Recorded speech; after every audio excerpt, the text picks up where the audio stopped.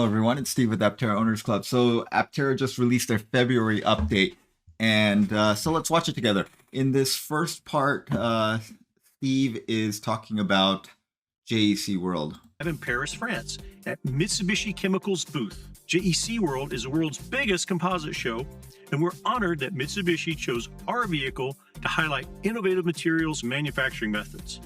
Mitsubishi is the owner of CPC Group, our Italian partner, and also makes the raw material for Aptera's body structure. If you're local, you're welcome to see for yourself down at booth 6H58 from March 4th to 6th. And Gamma, which is one. Okay, so this is Mitsubishi Chemical Advanced Materials. They had a post about 5 days ago, 6 days ago, on LinkedIn. And they said, partner with us to drive innovation forward, capitalizing on our comprehensive carbon fiber materials and services portfolio. We are realizing kaiteki, the well-being of the people on the planet. So kaiteki is actually a Japanese word that means comfort or ease, but that's kind of been Mitsubishi Chemical Holdings, their kind of motto. And what they mean is they want to make things sustainable for the well-being of people, society, and the planet. And that's sort of, I guess, their ethos that they're leading with. So this is something that's very important to them. They care about sustainability, and at least they're making a show of it. So they're realizing kaiteki, the well-being of the people on the planet, with our customer Aptera Motors. Using low drag aerodynamics inspired by nature and powered by the sun, Aptera creates electric vehicles that can travel up to 1,000 miles on a single charge. Join us at JEC World, booth 6H58. Where we'll be showcasing this innovation in composite materials and more. So Mitsubishi Chemical bought out CPC Group a couple of years ago, and there was some minor concern that perhaps after Mitsubishi buying them out, that the collaboration between CPC and Aptera would be strained because maybe Mitsubishi does not agree to this collaboration. However, it appears that Mitsubishi is very proud of this collaboration with Aptera, and I'm hoping that maybe they're proud enough to invest some money into Aptera. That would be good, because Mitsubishi obviously is a very large company. They could probably afford to do a little investment into Aptera and partner with them more. I always suspected that CPC Group paid for the initial milling of the large molds for the body in carbon, and I maybe Mitsubishi was behind that, and maybe that's going to be the end of their investment. That's the amount that they're willing to invest into the thing.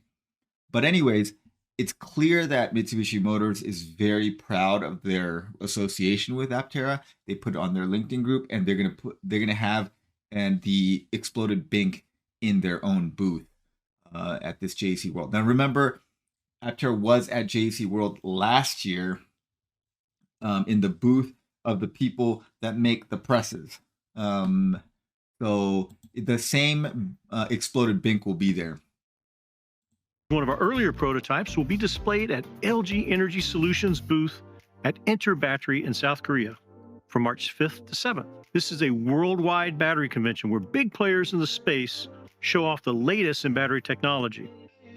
We're honored to be invited by our partners at LG Energy Solution and CTNS. Okay, so we know that LG is going to be supplying the battery cells, and CTNS is supplying the modules, or at least giving the expertise on how to build out the module production line. This is going to be held. So this Interbattery Korea 2025 is going to be held in the COEX in South Korea. COEX is a large convention center in Gangnam.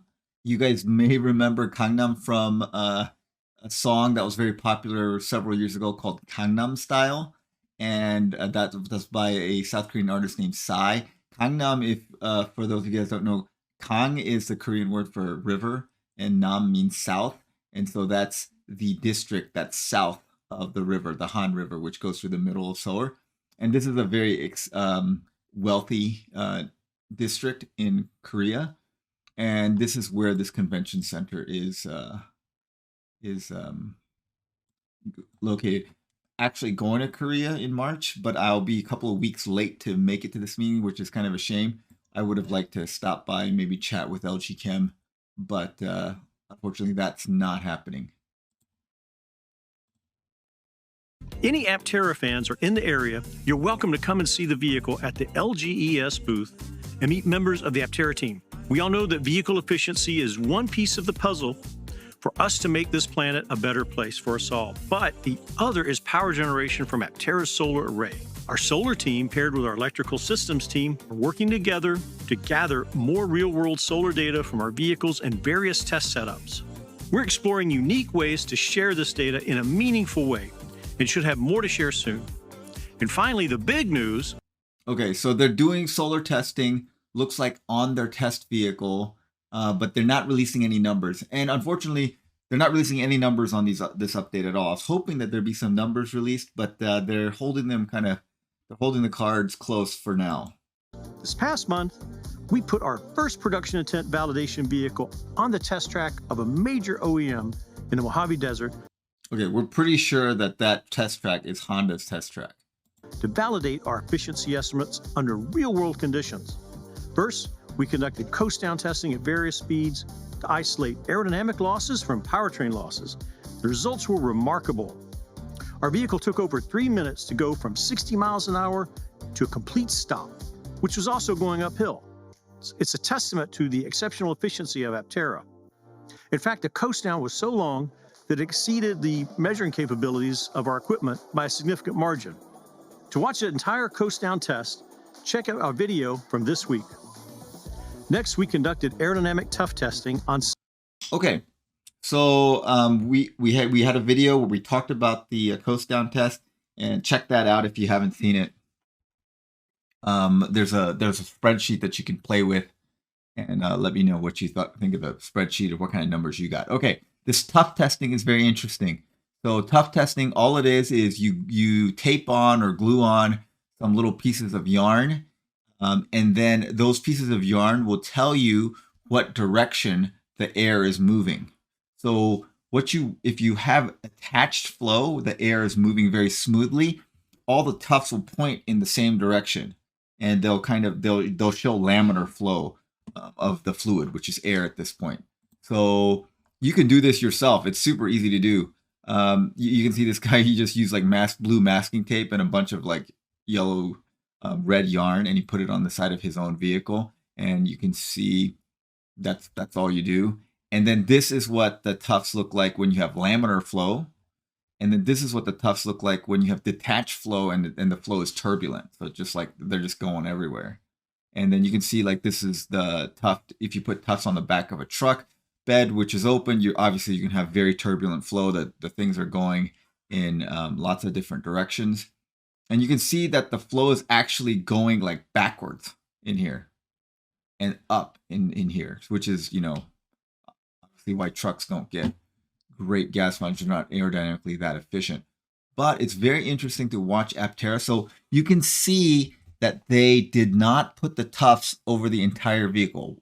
Why? Because it's a waste of time. They know that the flow is going to be very laminar over this area and over the hood and over the sides and stuff. Like they know that's going to work. So they're not worried about that. They're putting the tufts around the areas that they expect to have detached flow, like where there's gaps here.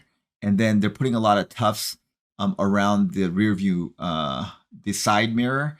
And they're putting tufts over like where the windshield wipers are. And they're putting tufts in this area between the wheel pants and the body. These are the areas that you would be most concerned about turbulent flow. And I think they're trying to figure out if there's like small tweaks they can make to improve that. Now, what you'll see here is that the flow up here looks very laminar. So that looks good. This looks pretty good. You can see a little bit of the tuft going up in this area. And then the flow here is actually reversed here. You see that?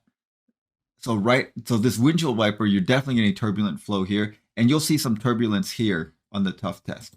Select areas of the vehicle just to watch ensure that. the airflow matches. Okay, let's look at it again. Next, we conducted aerodynamic tuft testing on select areas of the going vehicle to backwards ensure there. the airflow matches with what we've seen in many of our CFD simulations. We put tufts on select parts. But if you look at it, it looks very laminar.